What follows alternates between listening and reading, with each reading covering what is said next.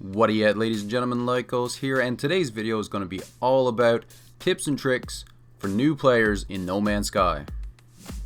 There are so many things for new players to learn in this game, so in this video I'm going to be giving you a few tips to try and make it a little easier for you. Now first up, let's talk about useful resources. I like to keep a small stockpile of useful items on my character at all times. Two really good things to keep on you early on in the game are ion batteries and life support gel. Ion batteries are for repairing your hazard protection, and life support gel is of course for repairing your life support. Of course, also you can use your ship to stockpile a couple of useful items. In particular for your ship, tritium is a very good thing to keep a good stockpile of, and another good thing is launch fuel. Once I get to a certain point in the game, a lot of times I'll buy a lot of my resources because I find that it's much easier to farm units than it is to go out and try and mine a bunch of different resources. There are a lot of good methods out there for farming units, but if you guys want to see one of my preferred methods, at the end of this video I'll link one of my favorite ways to farm units. Now let's quickly talk about space battles. It is inevitable in this game that you're eventually going to run into some pirates that are going to try and blow up your ship, but luckily these guys are very easily taken out with some pretty simple methods. I just put my ship into reverse.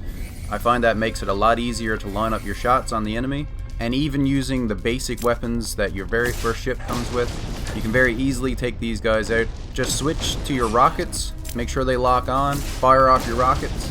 Sometimes one shot from your rockets is all you need, but if you encounter a more powerful pirate ship, all you need to do, switch to your photon cannons, start firing your photon cannons, and you're going to switch back and forth. As soon as you fire your rockets at them, your rockets overheat, and then there's a little cooldown for when you can fire your rockets again. So switching over to your photon cannons, then you can immediately put more damage on them, and then switching back, you can put the heavy damage with your rockets on them again. Next up, let's talk about your base location. I recommend that you put your very first base at a trading post. These things are pretty easy to find. I usually just fly around the planet looking for them. They stand out, they're very big buildings, so they're pretty easy to find. In my most recent beginner's guide, it only took me a few minutes of flying around the planet to find one, but it's very useful to put at least one base at a trading post because it gives you a very convenient place to sell your resources. Also, of course, there's ships coming and going from these trading posts, so it gives you a very good spot to find a cool ship, and it's just a really cool place to build your base. Now, once you have a decent amount of units, like I said before, I'll link my unit farming guide at the end of this video, so you can check that out if you want to learn a very easy method on farming a lot of units. But once you have a nice few units, buying and scrapping ships is a very good way to get upgrades for your ship, and it's also a good way to farm nanites. So basically all you need to do is to get ships that are of a decent class. I usually try to get ships that are A class, S class if I can find them, but I usually try to keep the price range between 1 to 3 million units.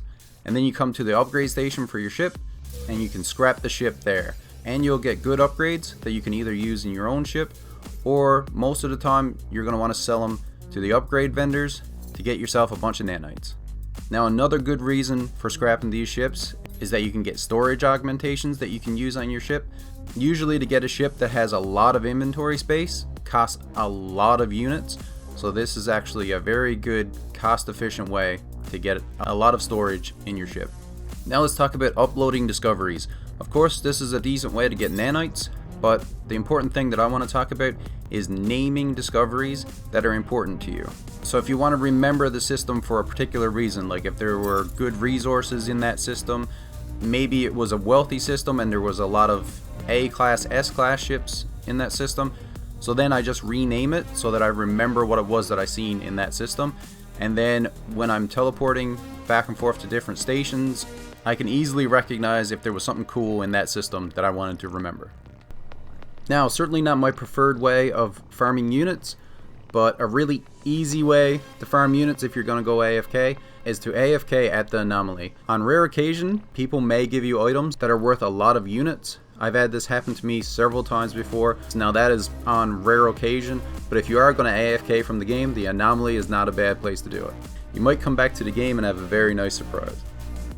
Now let's talk about two very important pieces of equipment in No Man's Sky, your multi-tool and your suit. So for every system that you go into on the space station, they'll have different multi-tools at the multi-tool vendor.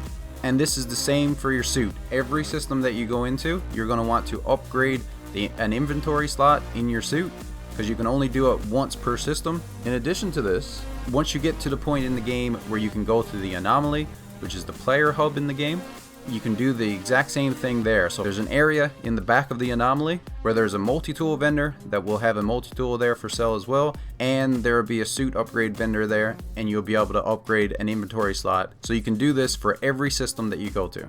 Now, speaking of this NPC area that's in the back of the anomaly there, it's a very important place, especially early on in the game. There are a ton of upgrades that you can get there for your ship, your suit, your multi-tool, your exocrafts.